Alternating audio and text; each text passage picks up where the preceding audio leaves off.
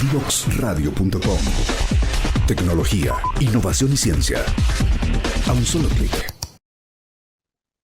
Ya estamos de vuelta de nuestra pausa comercial con Valentina. Estábamos conversando específicamente ahora un poco más en detalle de los programas que desarrolla Fundación Calen.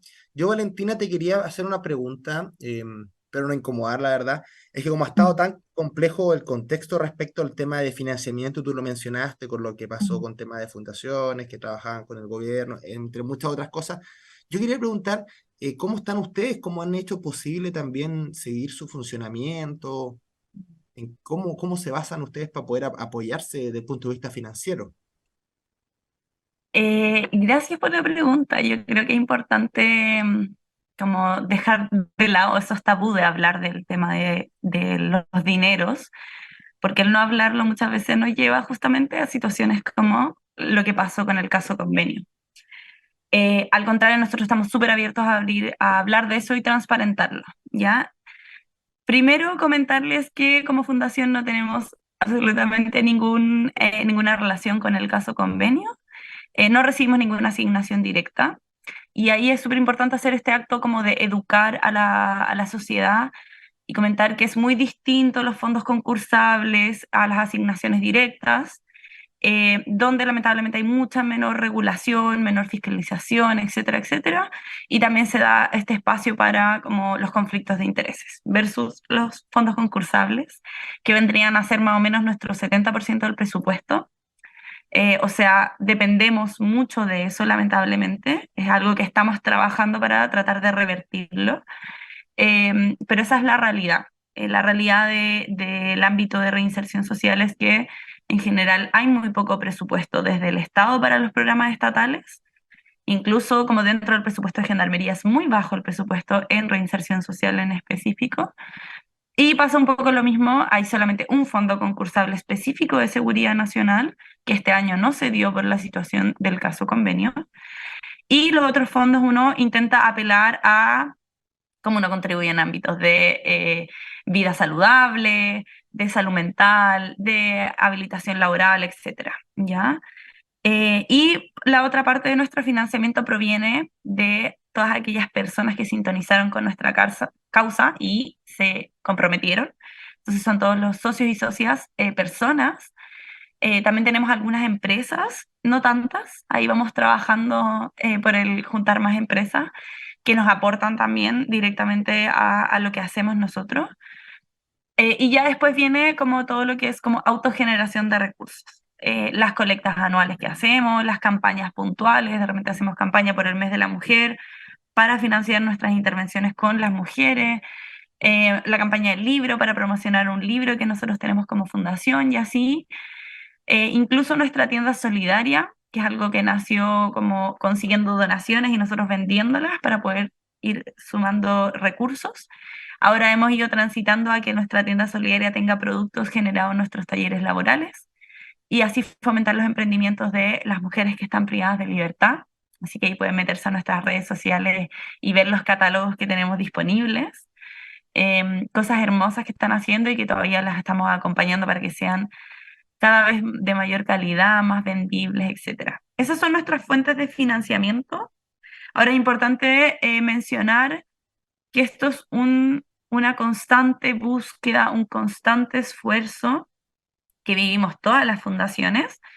Y yo me atrevería a decir, habiendo pasado por varias fundaciones y varias temáticas, que es de los temas a nivel social que como generan menos conexión, menos sensibilización por parte de la sociedad. Esperamos que eso vaya cambiando. Lamentablemente cuesta aún más conseguir los recursos. Y eso es bueno que la gente lo sepa, porque a la hora de priorizar cuando quieran donar, cuando quieran hacer un regalo con sentido en esta Navidad, etcétera, etcétera, también es súper importante, yo diría, dos factores, un mensaje ahí a las personas. Por una parte, pensar en estas temáticas de quienes reciben menos apoyo y tratar de apoyar eso. Y yo siempre lo digo, como estén a la vanguardia. Hoy día la seguridad es nuestro tema más complicado. La reinserción social aporta directamente. Entonces, esos son vanguardistas también, ¿ya? Ya hemos fortalecido harto la niñez, hemos fortalecido harto lo que es adultez mayor, hemos ido superando bastante lo que es temáticas de vivienda. Este es un tema que ahora está a la vanguardia. Y mi otro mensaje es también aporten a las regiones. Nuestro país es súper centralizado. Yo igual soy de la capital originariamente y si no es porque me vine a vivir a región, no logro dimensionar las desigualdades que se viven en las regiones y que todo, piénsenlo, es menor, menor el apoyo, menor los recursos, menor el recurso humano, etcétera. Entonces, mi mensaje es esos dos factores, tómenlos en consideración a la hora que quieran generar aporte a organizaciones de la sociedad civil. Claro, y tú mencionaste algo súper importante, que es respecto al tema de seguridad, que creo que el abordaje correcto o que está estereotipado no solamente desde las personas, sino también desde el Estado, es, claro, la detención, o sea, control policial, todo lo que tiene que ver como con el inmediato. Pero claro, hay un trabajo que va de fondo, que tú mencionas, que también va en la base de esto, que es el tema de cómo poder reinsertar a las personas para que no vuelvan a caer en actos de esta índole. Y yo te quería hacer una pregunta también respecto a lo que mencionaste antes de nuestro break, de nuestra pequeña pausa, que fue respecto a los trabajos en salud mental que están haciendo. Yo te quería preguntar quizá un poco más en profundidad, porque bueno, también como saben, como nuestro programa es principalmente de salud mental y a nosotros nos gustaría quizás también enfocarnos también y poder preguntarte un poco más específicamente eso, de cómo ha sido ese trabajo de salud mental con las pacientes, o sea, con las personas que han estado privadas de libertad. Sí, sí, qué bueno tener este espacio. Mira, con decirte que nuestro programa con las mujeres del Maule, que es donde más hemos podido potenciar esta mirada de la salud mental de manera más directa, por decirlo de alguna forma, es lejos el programa que más nos cuesta financiar. Y eso no es menor porque al final da cuenta de que no se prioriza la salud mental en nuestro país. Cuando la gente dice, ¿qué fomento más? ¿El trabajo, los oficios de esta persona o la parte de salud mental? Obviamente desde nuestro punto de vista, lo ideal es que estén ambos factores siempre cubiertos, pero la gente tiende a favorecer más lo laboral versus la salud mental. ¿Y por qué? Porque ven como el resultado más directo, más pronto, más seguro, etcétera, que puede ser, pero en realidad, qué importante es centrarnos en la salud mental, porque ahí hay muchos cimientos del por qué se llega a delinquir, ¿ya? Cuando uno acompaña de manera terapéutica a una persona, uno trabaja las vulnerabilidades que ha vivido, y eso, por ejemplo, en el caso de mujeres, es importante, ¿ya? Hay, según estudios el Centro de Estudios de Delito de la Católica, menciona que el 62% de las mujeres que llegan a las cárceles ha sufrido vulneraciones en su historial de vida y que en cuanto se metieron a escarbar en esas vulneraciones, se dieron cuenta que tenía una relación directa con el haber cometido delitos y haber llegado a la cárcel.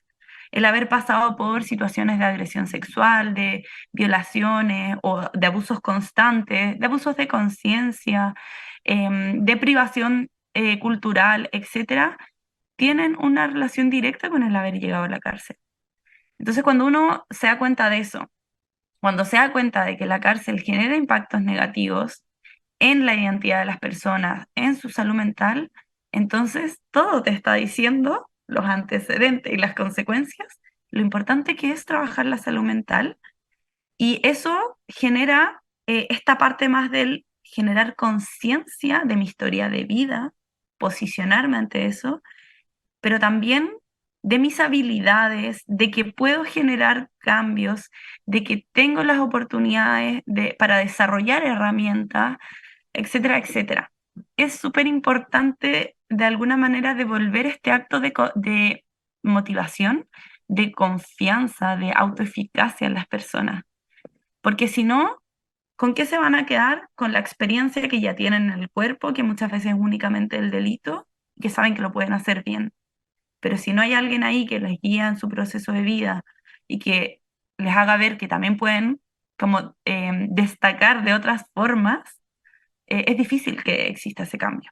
Entonces, qué importante en verdad es trabajar la salud mental. Y también que la gente sepa que lamentablemente en nuestro país falta mucho en cuanto al abordaje, por ejemplo. Siempre faltan psiquiatras en los programas de salud mental. Y eso, en las cárceles siempre piensan que todos los números, lamentablemente, se ven más agravados, ¿ya? Entonces, en proporción, es mucho menor la proporción de un psiquiatra en las cárceles, ¿ya? Por lo tanto, cuando ven a las mujeres, las ven cada 2 meses, y si es que, lo ideal cuando uno tiene un acompañamiento farmacéutico, como con psicofármacos, es al menos quincenal al inicio, cuando ya se logra estabilizar esa persona, puede ser mensual. O sea, estamos muy alejados de la realidad. Y también pasa que lamentablemente hay mucha sobremedicación y eso hace que estén muy dopadas durante el día. Entonces, cuando uno de repente llega a talleres, uno tiene que compensar a la persona, como regular muchas veces. O sea, es un factor que influye también directamente. Y se habla poco de estos temas. Incluso yo pondría sobre la mesa, Andrés, que la salud mental de gendarmes también ha estado súper dañada. Están expuestos a un contexto difícil. No es menor trabajar ahí todo el día. Entonces también es súper importante cómo contribuimos también, que en este caso nosotros no es algo que hagamos, pero sí lo dejo ahí como un poco como el bichito, la reflexión también, cómo trabajamos la salud mental de quienes acompañan todo el día y custodian todo el día a las personas privadas de libertad. Porque la tasa de suicidios, por ejemplo, a nivel de gendarmes, también ha ido en aumento. Sí, yo creo que evidentemente hay muchos temas que aquí tienen que verse como igual, porque en las cárceles, me imagino, o los centros de reclusión se genera un microambiente que al fin y al cabo no solamente se ven golpeados quienes están en cierta forma en reclusión, sino también quienes están viviendo esto y lamentablemente desde la mirada de que son como parte de Fuerzas Armadas y de Orden me da la impresión que no hay mucho acompañamiento por parte del Estado. Yo, bueno, dentro de lo que tú mencionaste un poco de las dificultades, yo te quería preguntar dentro de eso mismo, ¿cuáles son como los desafíos más grandes que tienen ustedes como fundación? Mm. Bueno, yo marcaría dos desafíos, ¿ya? El primero, inevitablemente, tiene que ver con el financiamiento, pero como la base es cómo le damos sostenibilidad a esto, ¿cierto? Para no estar dependiendo de fondos públicos que inevitablemente generan intermitencias en la intervención. Eh, el mayor desafío es darle esa continuidad de manera permanente, porque se requiere mucho acompañamiento para que el impacto sea mayor, ¿ya? Entonces, tiene que ver con una sostenibilidad inevitablemente financiera, pero que el impacto tiene que ver con lo interventivo, ¿ya? Ese yo diría que es número uno de los desafíos. Y el segundo desafío tiene que ver con el seguir forjando la relación, sobre todo aquí con Gendarmería. Nosotros tenemos una relación ya más afianzada, más trabajada, con más años, con Sename, y al final todas las dificultades, todo lo vamos conversando, lo vamos trabajando, nos hemos ido abriendo con los años a más programas, etcétera. Y ahí hay una complementariedad súper interesante. Y eso nos hemos demorado un poquito más con Gendarmería, lo estamos trabajando, pero igual es un desafío, es una institución grande, que igual es compleja. Hay una complejidad distinta a Sename. Las cárceles son distintas en como en los formatos, en la gravedad de los delitos que La contienen, misma etcétera. jerarquía, me da la impresión, la misma jerarquía interna de las cárceles, como que claro, debe ser una barrera importante. Totalmente, totalmente. Y también somos instituciones muy, muy diferentes. Como dices tú, claro, hay un nivel de jerarquía importante versus las fundaciones que tendemos a ser más horizontales, más participativas, de jóvenes, como con mucho de la voluntariedad, etcétera, etcétera, mucho de la flexibilidad. Entonces el ejercicio de, ¿cierto?, como buscar esos puntos en común, lograr esos canales, es complejo, pero no es imposible, para nada. Por algo hay fundaciones que ya eh, están incluso asentadas como dentro de ciertas cárceles. Eso es lo que nosotros aspiramos, obviamente, ¿Va a ser un camino lento? Sí, quizás lo va a ser, pero no vamos a desistir de ese camino, porque sabemos que a pesar de lo diversa, lo distintas que seamos, en la diversidad hay mucho valor, y podemos colaborarnos muchísimo.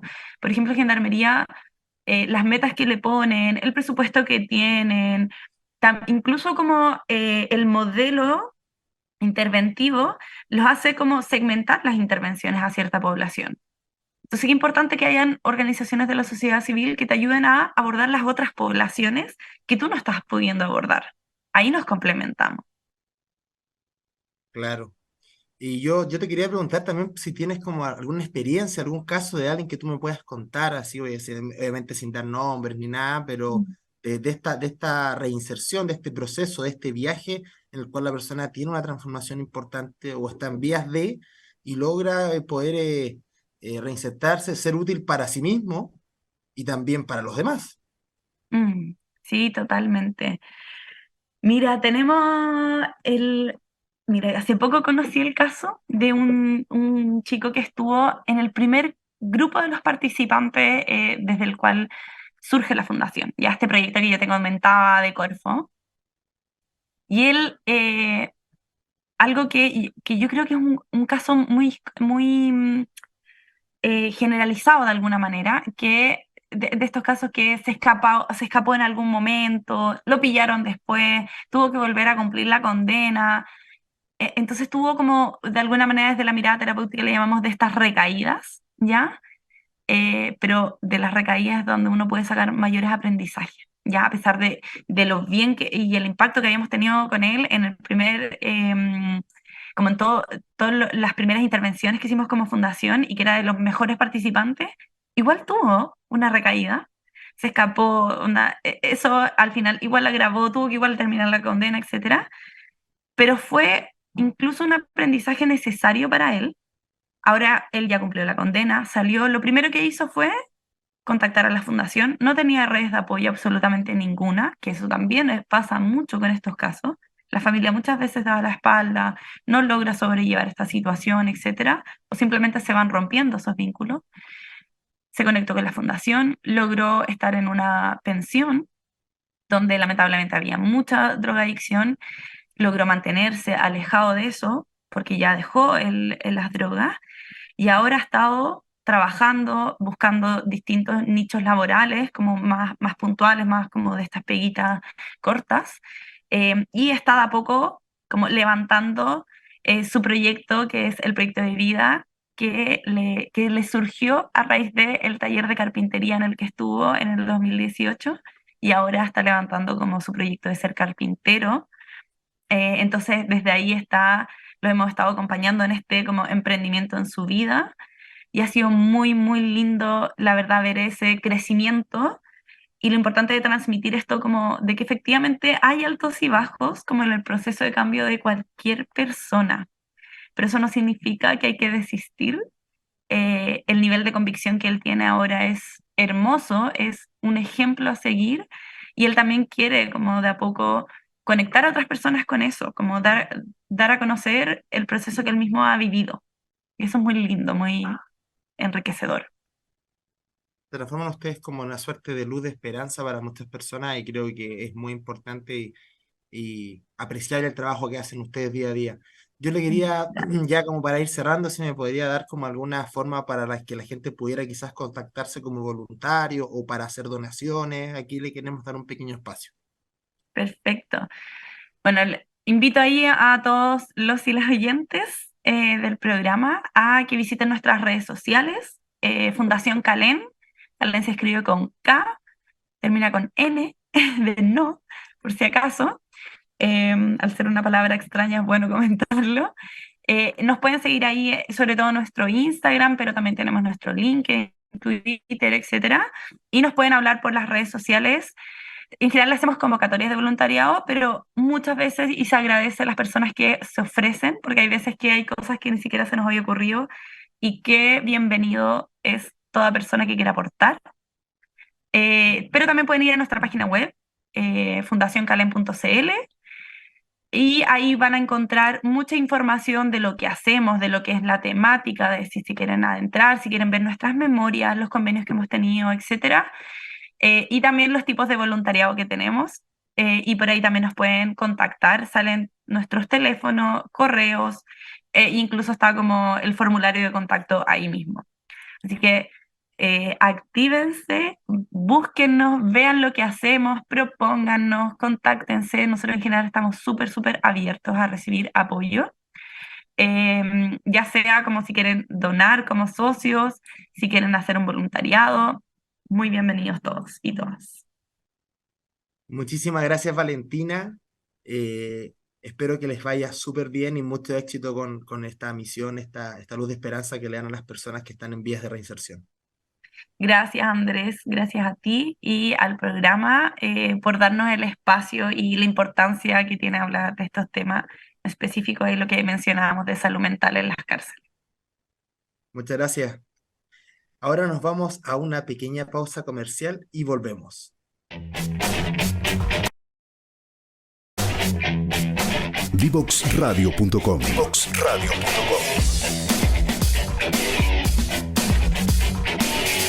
Conversaciones que simplifican lo complejo.